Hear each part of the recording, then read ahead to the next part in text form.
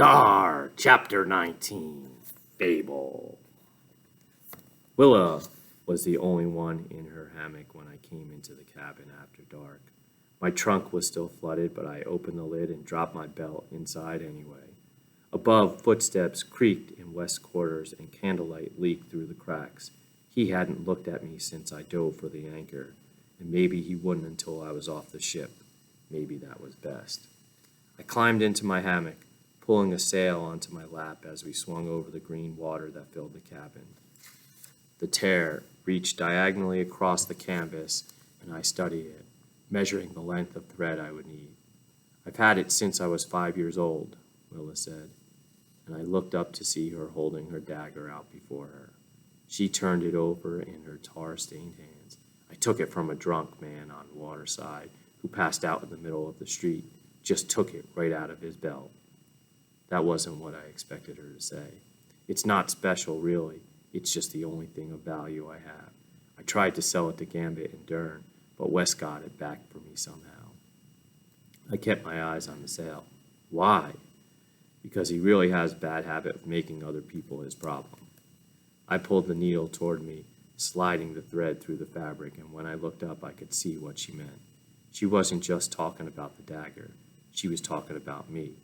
"Is that why you're crewing on this ship?" She half laughed. "Yes. But Paj said you've been on the cruise since the beginning." "We were on cruise together growing up." She stared up at the ceiling, the look of a memory flashing in her eyes. "When West got on the marigold, he wanted people he could trust." I tied off the thread, lifting the sail before me to make sure the stitch was straight. "And how did Waterside Stray become the helmsman of a ship like this?" She shrugged. "He's West. He knows how to get what he wants." "Is that what you want? To be a trader in the Narrows?" "What I want is not to die alone," she said, her voice suddenly small. "I didn't really choose this life. It's just the only one I have." My hand stilled on the canvas. "As long as I'm on this crew, I won't be alone. I think that's a pretty good place to be when death comes knocking." I wasn't sure what to say. It was sad and familiar, much too familiar. She'd spoken aloud the one and only silent wish I ever dared to make. And that gave it too much flesh and bone. It made it feel like a delicate, fragile thing, something too easy to kill in this kind of life. "What happened to the Marigold's dredger?" "What?" "The dredger who was on this crew, what happened to them?" Her eyes went to the trunk against the bulkhead that had been empty when I came onto the ship. "He stole from us," she said simply. "But what happened to him?" "It wasn't like Crane, if that's what you mean. We cut his throat before we threw him in." The calm in her voice was unnerving. "And the burn?" "Yeah, that was Crane. Well, it was Zola, really." She reached up, touching the smooth pink skin at her jaw. "It was a few weeks ago in Ceros." I wanted to say I was sorry for what happened to her, but I knew how I'd feel if someone said that to me. In some ways, being pitied was worse than being hurt. "Why'd he do it?" "We've been making too much coin for his taste. He warned us a few times and we didn't listen, so he decided to make a move." That was the way traders worked. Warnings followed by grand public punishments, whatever kept those beneath them in check. "What are you going to do in Ceros?" I looked at the sail in my hands, folding it neatly into a rectangle. "I told you I'm going to find Saint and ask for a position on one of his crews." "No, I mean, what are you going to do when he says no?" My eyes shut up, my teeth clenching. "Supper's up." Austin came into the cabin before I could answer her, pulling his jacket off and hanging it on the hook. "It's not much, but it's edible."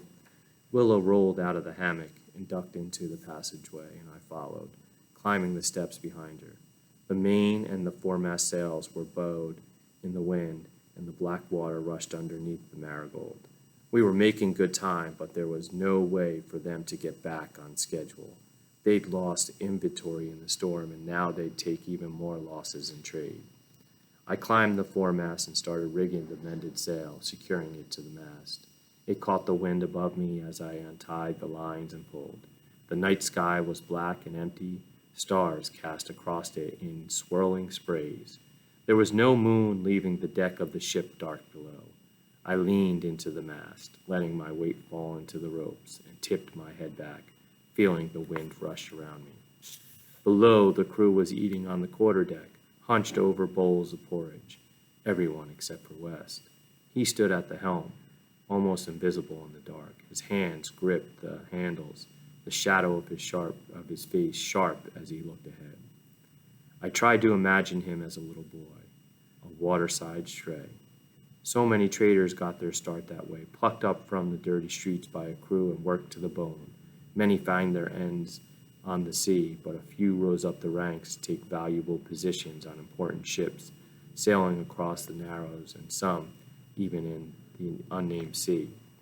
When we made our stops in Saros on Saints trading routes, I would watch the children on waterside, wishing I had playmates like them. I had no idea they were starving or that most of them had no families.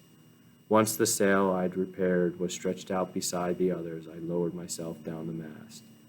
West watched me walk toward him, bristling only enough for me to barely see that he was still angry. "I don't like not being of use," I said, stepping in front of him, so he had to look at me. "You're not a part of this crew." The word stung, though, and I wasn't sure why. "You're a passenger. I've already paid you. If I get myself killed before we get to Saros, you've still got my coin." His eyes shifted, then running over me. There was more behind what he was saying, but I could see by the look on his face that he wasn't going to give me anything else. There were a lot of demons on this ship, and West seemed to have the most of all.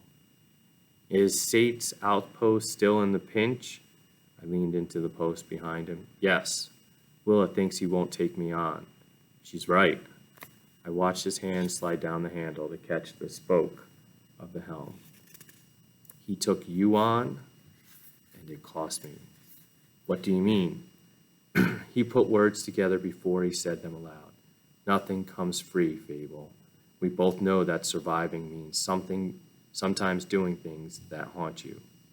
The word made me feel even more unsteady, because he was talking about the man in the crate.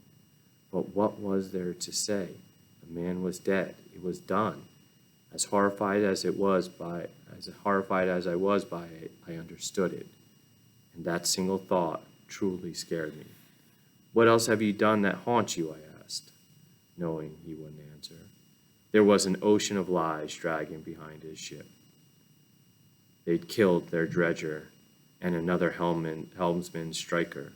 Whatever they'd done and so on was spreading in rumors across the Narrows. And if that wasn't enough, there were running side trade under the nose of their own employer, Saint. No matter how much he may have changed in that time since I last saw him, my father was still my father. He wouldn't hesitate to do worse to West than the crew of the Marigold had done to Crane. I didn't want to see that happen. I was scared for West.